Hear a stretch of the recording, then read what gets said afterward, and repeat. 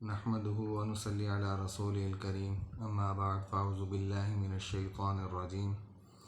بسم اللہ الرحمن الرحیم۔ تین طرح کے لوگوں کے لیے سوال کرنا، لوگوں سے مدد مانگنا، جس طریقے سے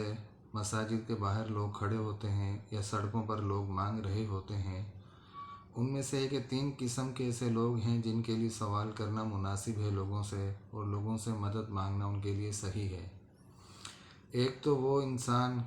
کہ جو مفلسین ہے، جس کو زمین پر گرا دیا ہو، تنگ دست ہو، مفلس ہو، اس کے پاس کچھ نہ ہو،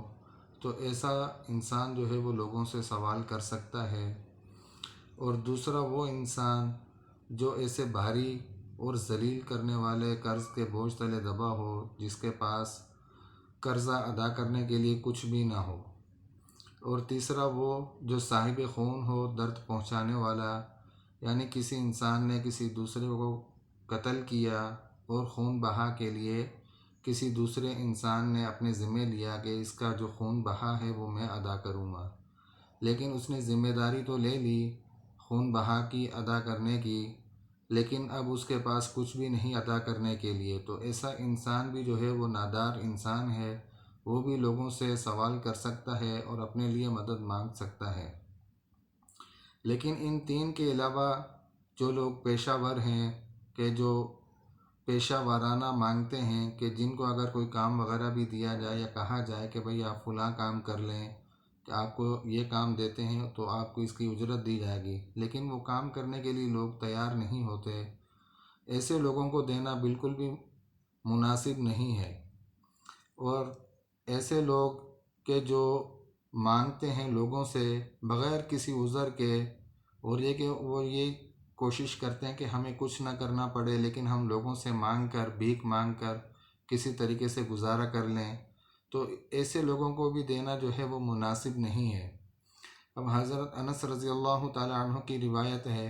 کہ انصار میں سے ایک شخص جو ہے وہ آپ صلی اللہ علیہ وسلم کے پاس آیا، اور آ کر آپ صلی اللہ علیہ وسلم سے کچھ سوال کیا،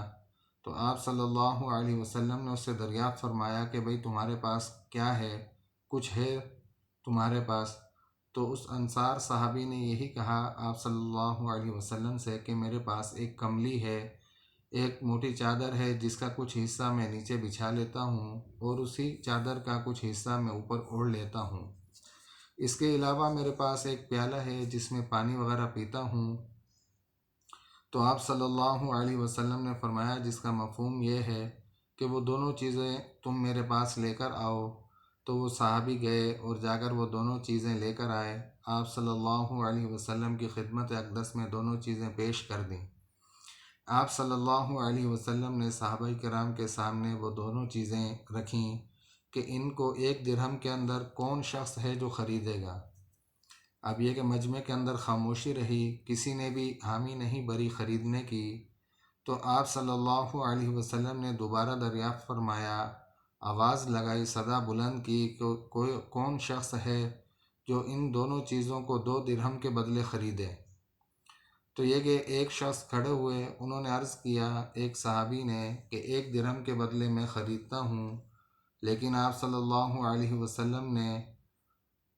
دوبارہ صدا لگائی کہ کون شخص ہے جو 2 درہم کے بدلے ان چیزوں کو خریدے۔ تو کچھ دیر کے بعد ایک دوسرے صحابی اٹھے، انہوں نے عرض کیا کہ یا رسول اللہ صلی اللہ علیہ وسلم، ان کو 2 درہم کے بدلے میں خریدتا ہوں۔ تو آپ صلی اللہ علیہ وسلم نے اس صحابی سے 2 درہم لے کر اس انصار صحابی کو دیے، اور آپ صلی اللہ علیہ وسلم نے ان سے کہا، ان سے فرمایا کہ 1 درہم کے بدلے تم کھانا لے کر گھر والوں کو دے دو، اور دوسرے درہم کے بدلے تم بازار سے کلہاڑی خرید کر لاؤ۔ تو وہ انصار صحابی گئے اور 1 درہم کا کھانا خرید کر اپنے گھر والوں کو دیا، اور دوسرے درہم کی کلہاڑی خریدی اور لے کر آپ صلی اللہ علیہ وسلم کی خدمت اقدس میں حاضر ہوئے۔ تو آپ صلی اللہ علیہ وسلم نے اپنے دست مبارک کے ذریعے اس کے اندر لکڑی لگائی۔ تو آپ صلی اللہ علیہ وسلم نے اس انصار صحابی سے فرمایا کہ اب 15 دن سے پہلے یہاں حاضر نہ ہونا، یہاں سے چلے جاؤ اور جا کر لکڑیاں کاٹو، جمع کرو اور ان کو بیچو، اپنا گزر بسر کرو۔ تو وہ انصار صحابی چلے گئے، اور جا کر لکڑیاں کاٹنا شروع کی، جمع کرتے اور ان کو بیچتے۔ اس طریقے سے خرید و فروخت کے اندر اس انصار صحابی کو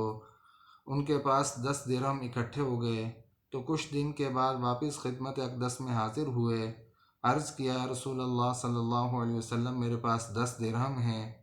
اور اس 10 درہم میں سے اس انصار صحابی نے کچھ کا کپڑا خریدا، کچھ کا غلہ خریدا۔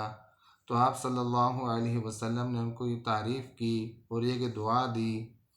تو آپ صلی اللہ علیہ وسلم نے فرمایا کہ اگر تو اسی طریقے سے سوال کرتا رہتا تو کل قیامت کے دن یہ تیرا سوال جو ہے وہ تیرے چہرے پر ایک زخم کی صورت میں ہوتا۔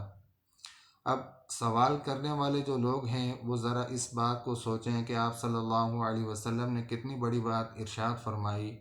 کہ سوال کرنا جو ہے وہ کل قیامت کے دن انسان جب میدان حشر میں اکٹھے ہوں گے، اللہ تبارک و تعالیٰ کے سامنے حاضر ہوں گے،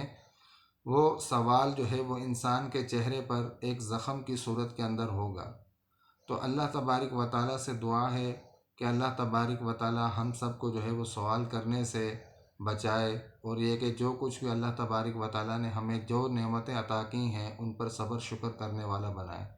وآخر دعوانا ان الحمد للہ رب العالمین۔